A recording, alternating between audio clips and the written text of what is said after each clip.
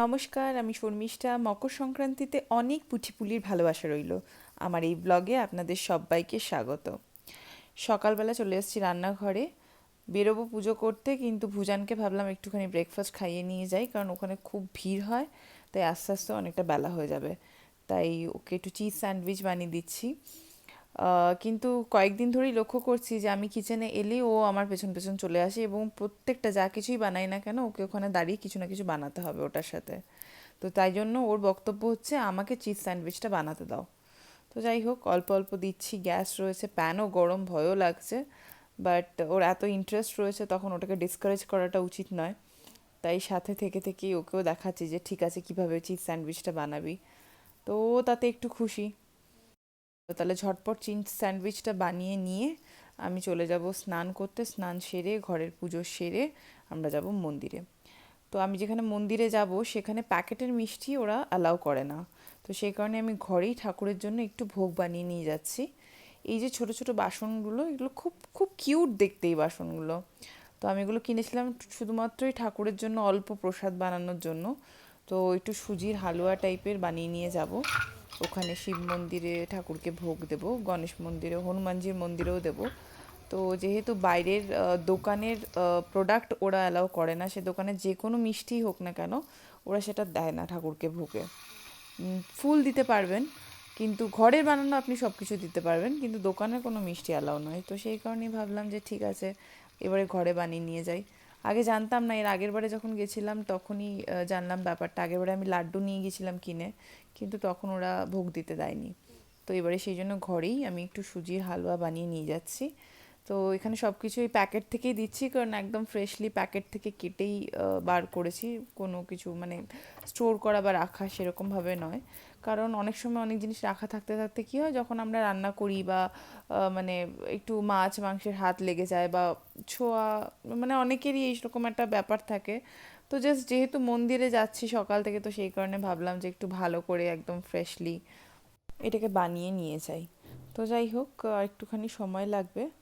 সকালবেলা দুধের প্যাকেটও অর্ডার করলাম ব্লিঙ্কিট থেকে। ব্লিঙ্কিটে কোনো প্রমোশন করছি না, বাট যেহেতু এখানে অপশানটা এরকমই যে হয় সুইগি বা ব্লিঙ্কিট থেকেই আমাকে বুক করতে হয় মাঝে মাঝে। তো যাই হোক, মোটামুটি আমার এটা দেখতেই পাচ্ছেন যে সুজির হালুয়াটা তৈরি হয়ে গেছে। এটাকে সুন্দর করে একটুখানি সাজিয়ে নিয়েছি থালার মধ্যে, ফুল নিয়ে নিয়েছি আর একটা পান পাতা নিয়েছি, কারণ হনুমান মন্দিরেও যাব। তো আর দুটোই প্রায় কাছাকাছি, একদম 2-3 মিনিটের ওয়াকিং ডিস্টেন্স এখান থেকে যাব, বাট দুটো মন্দিরের ডিস্টেন্স খুবই কাছাকাছি।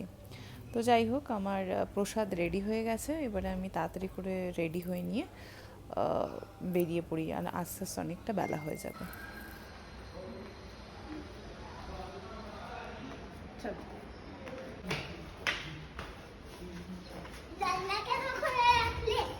জানলা কেন খোলা রেখেছিলে গাড়ি? আমরা চলে এসেছি হনুমানজির মন্দিরে। খুব সুন্দর করে এখানে ঠাকুরমশাই হনুমানজির মন্দিরে পুজো দিচ্ছেন, খুব ভিড় হয়। এখান থেকে পুজো টুজো দিয়ে আমরা চলে গেলাম শিব মন্দিরে। শিব মন্দিরেও খুব সুন্দর করে পুজো টুজো দিয়ে, এই যে ভুজান কানে কানে বলছে ওর যা যা মনের ইচ্ছে রয়েছে সেগুলো যেন পূরণ হয়। আর এখানে ঠাকুরের ভোগ দিচ্ছিল, খুব সুন্দর ভোগ বানিয়েছিল। আর একটা করে ক্যালেন্ডার দিয়েছে। ক্যালেন্ডারের গল্পটা আপনাদেরকে বলবো, ক্যালেন্ডারটা দেখাবো। যাই হোক, ক্যালেন্ডারটা পেয়ে আমি খুবই দুঃখিত, কিন্তু তাও একটা ক্যালেন্ডার পেয়েছি। ঘরে চলে এসেছি, ঘরে এসে খিচুড়ি বসিয়েছি। আস্তে আস্তে বেলা 12টা হয়ে গেছিলো পুরো। তো যাই হোক, এসে খিচুড়ি বসালাম, খিচুড়ি, আলু ভাজা, বেগুন ভাজা, পাঁপড় ভাজা। দুপুরের খাবারটা ভাবলাম যত তাড়াতাড়ি হয়ে যায়, তাও মোটামুটি একটু সময় লেগে গেল, 1-1:30টার মধ্যে মানে লাঞ্চ করতে বসে পড়েছিলাম আমরা। সব রকম সবজি ছিল। আসলে শীতকালের এটাই সুবিধে যে অনেক রকমের সবজি থাকে, আর আরামসে বেশ খিচুড়িটাও খেতে বেশ ভালোই লাগে তখন। আর ব্যাঙ্গালোরে ঠান্ডা পড়ে, কিন্তু কিন্তু খুব যে বেশি ঠান্ডা মানে আমাদের কলকাতা বা দুর্গাপুর বা মালদার মতো যে ঠান্ডা পড়ে সেরকম ঠান্ডা নয়। কিন্তু হ্যাঁ, অল্প বিস্তর হালকা ঠান্ডা আছে, কিন্তু বেলা বাড়ার সাথে সাথে অতটা ঠান্ডা লাগে না, মানে সোয়েটার জ্যাকেট তখন আর পরতে লাগে না। ভোরবেলাটাতে অল্প বিস্তর লাগে একটু হালকা জ্যাকেট পরতে, ওই 9টা 10টার পর থেকে আর জ্যাকেট ফ্যাকেট পরতে আর লাগে না। মোটামুটি টেম্পারেচার ঠিকই আছে এখানে। তো যাই হোক, আবার কিন্তু হাওয়া চলে এখানে, প্রচণ্ড হাওয়া চলে। তো ওটাই আর কি। আর আমি এখানে লক্ষ্য করে দেখেছি যে লোকজন কানের মধ্যে তুলো দেয়। তো মানে এখানে ওই মাফলার বা স্কার্ফ পরা এইসবের হ্যাবিট আমি মানে 3 বছর হলো আমি ব্যাঙ্গালোরে আছি, কাউকে দেখিনি। কিন্তু এখানে লোকজন কানের মধ্যে তুলো দিয়ে রাখে যাতে কান থেকে মানে ঠান্ডাটা না লাগে বা হাওয়াটা না লাগে, যেহেতু এখানে খুব হাওয়া চলে। তো যাই হোক, কথা বলতে বলতে মোটামুটি আমার খিচুড়ি সবজিগুলো একটুখানি ভালো করে নেড়ে চেড়ে নিচ্ছি। আহ, শীতকালে না খিচুড়িটা দেখতে বেশ ভালো লাগে, এত কালারফুল হয় জিনিসটা, আর এত ভ্যারাইটিস অফ সবজিও পাওয়া যায়। তো যাই হোক, চাল ডালটা মোটামুটি ভিজিয়ে রেখেছিলাম এখানে। তো আশা করছি খুব তাড়াতাড়ি রেডি হয়ে যাবে খিচুড়িটা।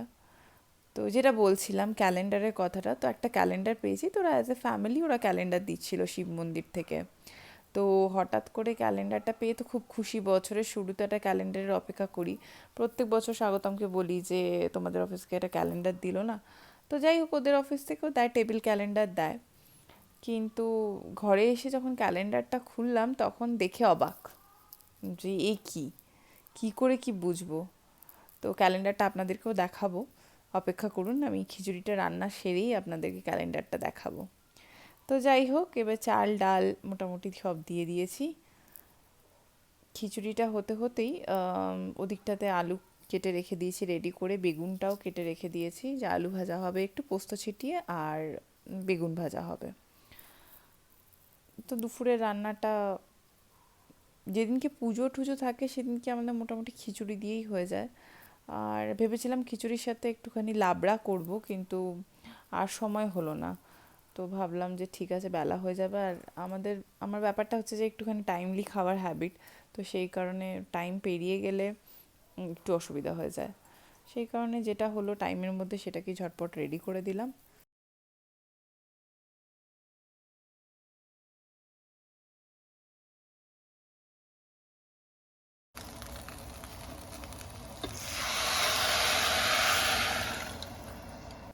মাঝের মধ্যে এই ঠান্ডা ঠান্ডা ওয়েদারে বা বর্ষাকালে এই গোবিন্দভোগ চালের খিচুড়িটা খেতে কিন্তু অপূর্ব লাগে।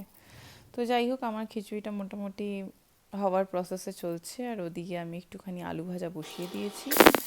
আলু ভাজার সাথে সাথে বেগুনটাকেও কেটে অলরেডি রাখা আছে, আলু ভাজাটা হয়ে গেলে এই প্যানে বেগুনটাকে ভেজে নেবো।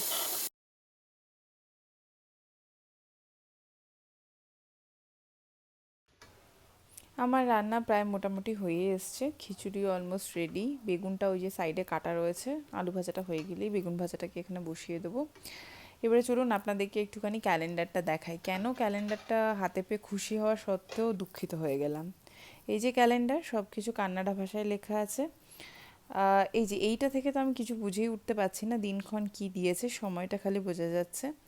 আর এই যে শিবলিঙ্গটা দেখছেন, এর চারিদিকটা এত সুন্দর করে ওই মানে শিব মন্দিরে ঠিক এই জিনিসটাই রয়েছে, সেটারই ফটোটা ওরা দিয়েছে, ঠিক এক্স্যাক্টলি যেরকম আপনারা ক্যালেন্ডারে দেখছেন ঠিক সেরকমই। তো যাই হোক, আমার খিচুড়ি লাঞ্চের জন্য একদম রেডি। সত্যি খুব দুর্দান্ত লাগছিল, গরম গরম খিচুড়ি, পোস্ত ছিটি, আলু ভাজা, বেগুন ভাজা, পাঁপড় ভাজা। যাই হোক, খাওয়া দাওয়া সেরে বসলাম একটা কাজে। স্লোলি রুটস হচ্ছে। বড় হয়ে কোন গাছ হবে? সি বড় হয়ে কোন গাছ হবে? আরে এটা ফেলে দিয়েছো। দিচ্ছি দিচ্ছি বড় হয়ে কোন গাছ হবে? গ্রিন মুগ। মুগ। মুগ কিনতে যেতে হবে না, না বাড়িতে মুগ মুগ দিয়ে দেবে। বাহ, মুগ এনে মুগ মুগ মুগ ইয়াম ইয়াম ইয়াম, মুগ ডাল। নাইস। হুম। চলো। বোঝো কাণ্ড, বলছে নাকি আর মুগ ডাল কিনতে যেতে হবে না, ঘরেই লাগাবে। এই হচ্ছে শিশু মন। তো যাই হোক, এই জার্মিনেশন প্রসেসটা, যখন আমি ওকে জার্মিনেশন পড়াবো ঠিক করেছিলাম, আগেই একটু পড়ানো শুরু করেছিলাম, তো ভাবলাম এই হ্যান্ডস অন এক্সপেরিমেন্টটা করে দেখি। কারণ কোনো জিনিস আমরা তো সবসময় ট্রেডিশনাল স্কুল থেকে পড়েছি, মানে বই খাতা লেখা এইটুকু অবধি। কিন্তু কোনো জিনিস যদি একটা শিশুকে আপনি চোখের সামনে দেখাচ্ছেন যে কী ঘটনাটা ঘটছে, এবং তারপরে সে সেটা পড়ছে, লিখছে, বুঝছে, সেটা সব থেকে বেশি মনে থাকে, মানে সেটা একদম ওর মাথার মধ্যে না সেট হয়ে যাবে। তো সেই কারণেই আমি যখন ব্যাঙ্গালোরে এলাম 3-4 বছর হলো, আমি মন্টেসরি কনসেপ্টটার সাথে যখন ওয়াকিবহাল হলাম, আমাকে সত্যি সত্যি খুব মানে মুগ্ধ করেছিল। যেহেতু নিজে ট্রেডিশনাল স্কুল থেকে পড়েছি, কিন্তু মন্টেসরিতে গিয়ে আমি বুঝলাম মানে পুরোটাই হ্যান্ডস অন এক্সপেরিমেন্ট, এবং এটা এতটাই ভালো, মানে এখানে খাতা বইয়ের উপরে এতটা ডিপেন্ডেন্ট নয় ছেলেমেয়েরা, এবং এটা সত্যি আজকের দিনের জন্য খুব খুব খুব প্রয়োজন। মন্টেসরি কনসেপ্টটা শেখার এতটাই আগ্রহ ছিল আমার, তো আমি ভাবলাম যে না, আমার এটা মানে শেখা উচিত বা জানা উচিত। তো কোনো কিছু জিনিস যেটাতে আমার খুব ইন্টারেস্ট হয়, আমি চেষ্টা করি সেই জিনিসটা শেখার। তো আমি ওখানে জয়েন করি। তো আজকে 3 বছর হয়ে গেল আমি ওখানে অ্যাজ এ ফেসিলিটেটর, ওরা ওখানে টিচার বলে না, ওরা বলে ফেসিলিটেটর, যে কিনা একটা নতুন মানে শিশুকে ফেসিলিটেট করছে, তাকে ওভারঅল গ্রোথ অ্যান্ড ডেভেলপমেন্ট সব কিছু দিয়ে। তো আমি ওখানে জয়েন করি, এবং সত্যি বলতে গেলে আমার এতটাই ভালো লাগে, এবং এত কিছু আমি শিখেছি মানে বলার বাইরে। তো আমি চেষ্টা করি রাইকাকেও যে ওকেও অ্যাটলিস্ট ঘরেও সেরকমভাবেই পড়াতে, যাতে করে সেই জিনিসগুলো ওর মনে থাকে। তো যাই হোক, এই কিছু মেটেরিয়াল ওটার জন্যই, জার্মিনেশন প্রসেসের জন্যই তৈরি করছিলাম। আসলে একটা শিশুর ছোট থেকে বড় হয়ে ওঠাটাও কিন্তু একটা জার্মিনেশন প্রসেসের মতন, খুব ভালো করে যদি আপনি খেয়াল করে দেখবেন তাহলে বুঝতে পারবেন। ঠিক যেরকম একটা সিড থেকে আস্তে আস্তে সিডলিং বা স্যাপলিংস হতে থাকে, ঠিক সেরকমই। তো আমার শুক্রবার দিন রয়েছে এটা, তো আমি এটা বাচ্চাদেরকে বোঝাবো, তো সেই জন্য ভাবলাম যে জার্মিনেশনের পুরো এই কোজি বেডটা পুরো একটা সুন্দর সেট আপ রেডি করি, যাতে করে কি ওদেরকে বোঝাতে আমার সুবিধা হয়, এবং ওদেরও সেটা সারা জীবন মনে থাকে। তো যাই হোক, আমার এই পুরো সেট আপ রেডি সুন্দরভাবে। এটার পুরোটা কমপ্লিট করে একটা ছবি আমি নিশ্চয়ই পোস্ট করব, আপনারা দেখে নেবেন। সিটগুলো এখনও লাগানো হয়নি, যেগুলো ভিজিয়ে রেখেছি, সেটা আপনারা দেখতেই পাবেন। আর ওই কান্নাডা ক্যালেন্ডারের যে কথাটা বললাম, সেই কান্নাডাটা পড়ার হেল্পটা আমি আমার মেয়ের কাছ থেকেই নিই, কারণ ওর কান্নাডা আছে তাই। তো যাই হোক, আবার দেখা হবে পরের ব্লগে। ভালো থাকবেন।